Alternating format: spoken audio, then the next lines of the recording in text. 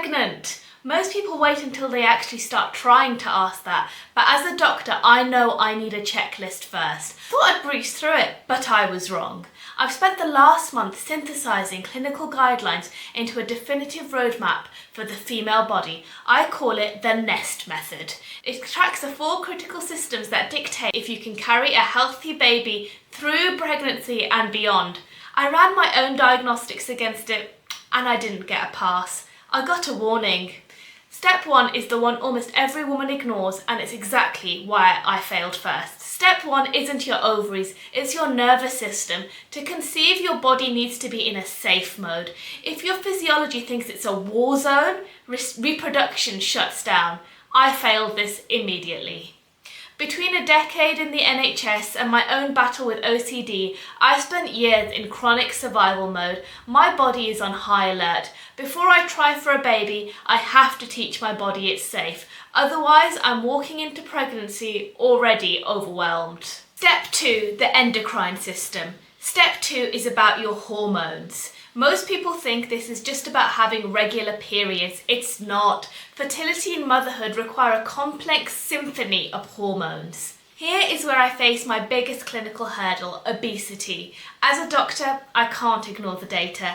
A BMI over 27 triples the risk of not ovulating. Even with a regular cycle, only 66% of women with obesity conceive within a year, compared to 81% of those at a healthy weight. And the risks don't stop at a positive pregnancy test. I'm looking at triple the risk of gestational diabetes and preeclampsia. It increases the risk of a difficult labour and makes breastfeeding significantly harder to start. Worst of all, maternal obesity increases the risk of my child facing metabolic problems later in life.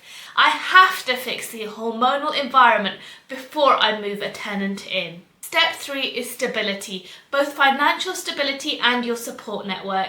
You might look at me and see a stable doctor, but the truth is being a doctor in the NHS is no longer the stable path it used to be. Between the state of the system and the genuine concerns about maternity leave, my professional foundation feels shaky. Then there's the support network. I'm in London with no family or friends nearby. My village box is completely empty. Motherhood in isolation is a massive risk factor for postpartum depression, and right now, unfortunately, that's where I might be heading. Step 4, tissue health. This is the physical vessel. My exterior is unfortunately failing this check as well. My hair is thinning, which as a doctor I know is a possible sign of nutrient deficiency. And thanks to years of burnout, I have almost zero muscle mass. This isn't about vanity. Your tissue health predicts your risk for complications during pregnancy and beyond.